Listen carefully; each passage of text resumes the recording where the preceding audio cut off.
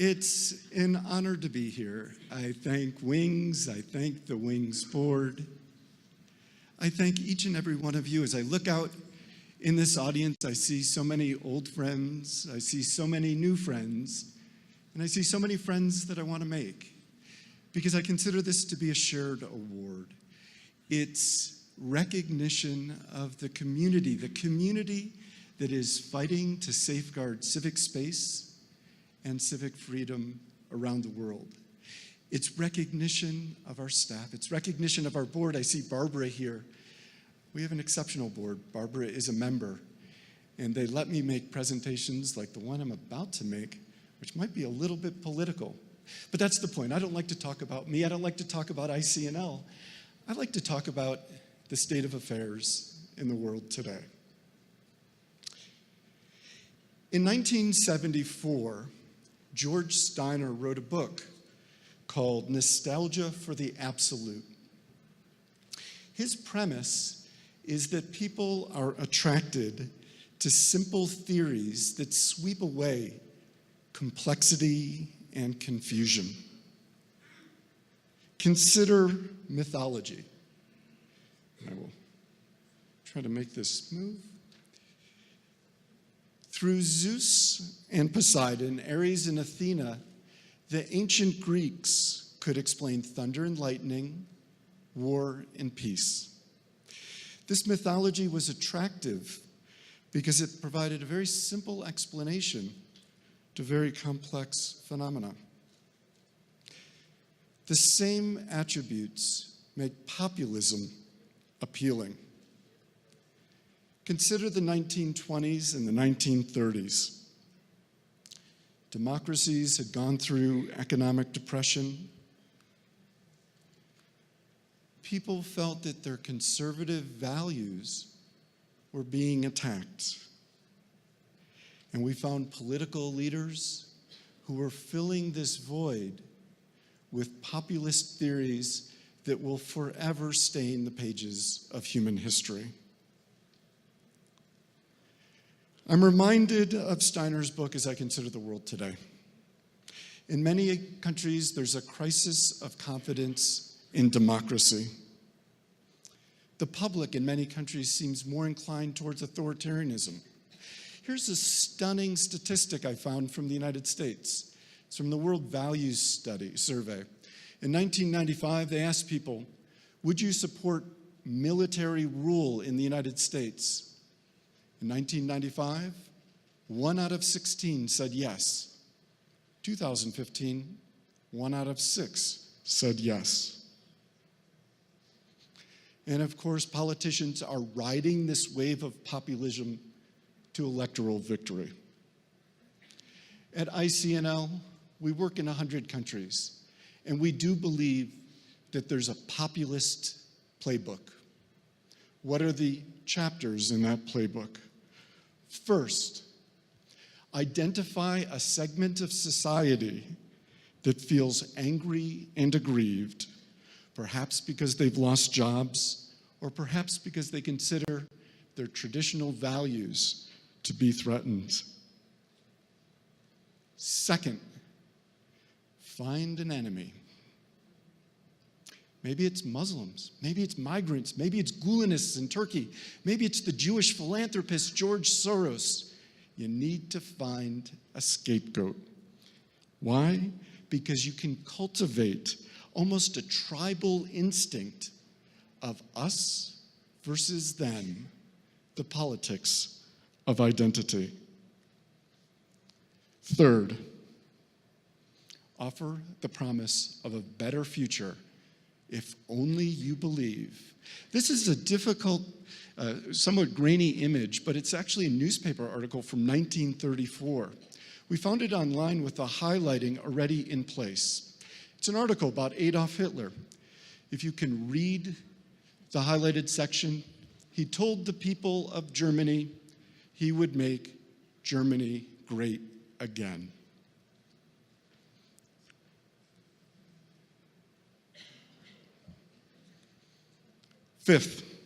Fourth, tap into emotions. Indeed, try to tap into that instinctual notion of survival telling people that they have a right to place their interests first, to put their tribe ahead of others. Of course, this is the antithesis of philanthropy, because what do? We try to put the other first. But this is a very, very powerful message. And look, what does America first mean for the world? Here's a quote from Hungary, where Orban says, thanks to Trump, we got permission from the highest place in the world that we too are free to place ourselves first as well. Now, for those of us who studied high school or college economics, we know where this leads. We know about the tragedy of the commons. It may seem perfectly rational to act out of self-interest. It might seem perfectly rational to withdraw from a climate agreement because you don't disadvantage your national industries. But by doing so, we destroy the commons. As Kumi said, we don't destroy the world, we destroy ourselves. Or it might seem perfectly rational to withdraw or renegotiate trade agreements or to impose tariffs. And we know where that leads as well, because we did that in the United States in 1930. It was called the Smoot-Hawley Tariff Act. What did that lead to? Increased unemployment in the United States, the collapse of the global economy, and World War II. So going back to where I began, Steiner's point is that populists don't want to hear about the ramifications and facts around their policies. Why? Because they're popular, specifically because they provide a simple explanation to a complex world. As a result, populists tend to reject dissent. They say, you're on our side or you're the enemy. Here's a tweet just from the 17th, where the news is considered not the enemy of a particular individual or politician, but an enemy of the American people. They also use the law to restrict the media. Today, we talk about internet restrictions, but think about the technology of the 16th century to spread communications. It was Gutenberg's printing press. And in 1534, King Henry VIII banned the import of any books that were printed on the continent using this new information technology. So it's a time-tested technique to restrict the freedom of expression. As President Obama once said, countries and governments that don't listen to their people will hear from them on the street. And again, we see the law being used as a tool of choice to restrict peaceful assemblies. It goes back in history. I tried to find the first example of the law being used to limit dissent. The first I could find was the trial of Socrates. What was he tried for? For assembling with students in the Athenian Agora and challenging what I said at the beginning, the strength and power of Greek gods. We see this playing out in other countries as well. In the United States, we're now tracking 11 states that are preemptively trying to put in place laws that will restrict peaceful demonstrations in the United States. And finally, restrictions on civil society and philanthropy. Since 2012, we've been tracking these trends, and we see 161 restrictive initiatives considered or enacted in countries around the world. I don't want to leave you just with a depressing note. I go to these meetings and people diagnose the problem and they don't talk about possible solutions. So on a lighter note, I remember the famous philosopher Pogo the Possum. He's the guy who, during the height of McCarthyism, has the famous quote, "We have seen the enemy and he is us." The second quote, which he's well known for, is we're confronted with insurmountable opportunity, that in fact there are enormous opportunities if only we try. So what are some of these opportunities? First, when you go to a global conference, we have a bit of a tendency to focus on what we have in common. We then develop common action plans. Makes sense. But that obscures that what we have in common may not be what's important at a country level. It may not be the activities most likely to produce change. If you want to, for example, protect civic space in the United States, protect marginalized groups, or protect the environment, we might opt for a litigation strategy, and you see that playing out today in the US. But I was talking to Başak when I arrived. This is not a strategy you could use in, for example, Turkey. Or when we talk about challenges in Hungary, there's EU advocacy that's probably going to be persuasive there, but will have no impact, as Masha told me, in a place like Russia. Accordingly, the first step is to focus on country strategies.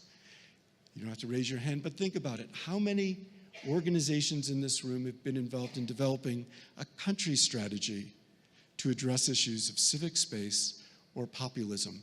I think we need to start there. Only then can we turn to the second issue, which is commonalities and ways that we can work together.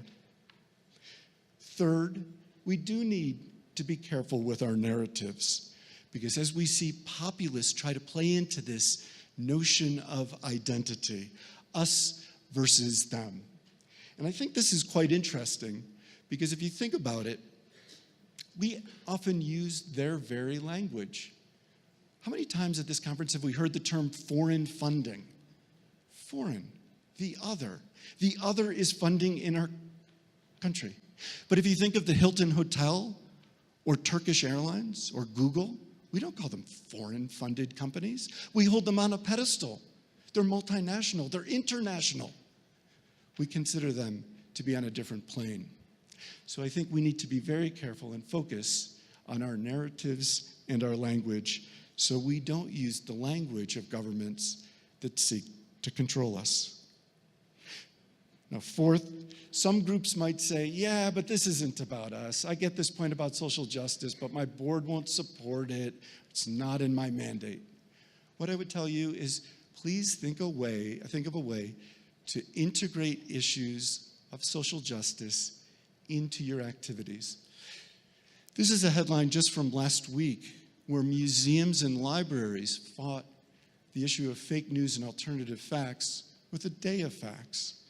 Or from Europe, museums that are using their exhibitions to address the issue of the politics of identity. In fact, I think there's many things we can do to integrate and mainstream this counter-narrative and the issue of civic space into every organization in this room. And I think it'd be interesting for Wings to consider preparing some research on the issue of philanthropy and civil society and what we can do during an era of populism. And finally, if you're a campaigner, please join us, because there's simply so much to do. We have to reach out beyond traditional NGOs. We have to embrace trade unions and social movements and faith-based organizations.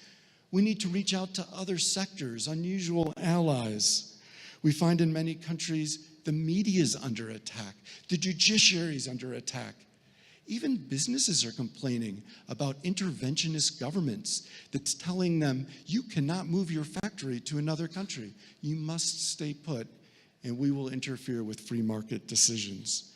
So we need to focus on sectoral alliances and building a movement. We also can't just focus on society's elite. We need to engage with the person on the street. So we need civic education, yes, but I would also say there's a role for philanthropy in creating safe spaces for dialogue at a community level.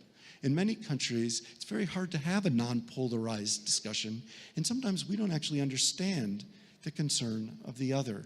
We need those safe spaces for dialogue. So in conclusion, as we look around the world, I think that we're in the midst of a historic struggle over civil society, philanthropic freedom, and in fact, democracy. Cornerstone concepts are being discussed, debated, and at times violently contested.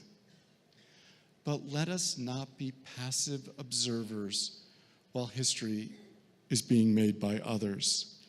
Instead, through meetings like this, let's reach out, let's gain inspiration and strength from one another, and then let's reach up, and together, let's bend that proverbial arc of history towards justice, dignity, and freedom. We shall succeed, but we'll only do it together. Thank you.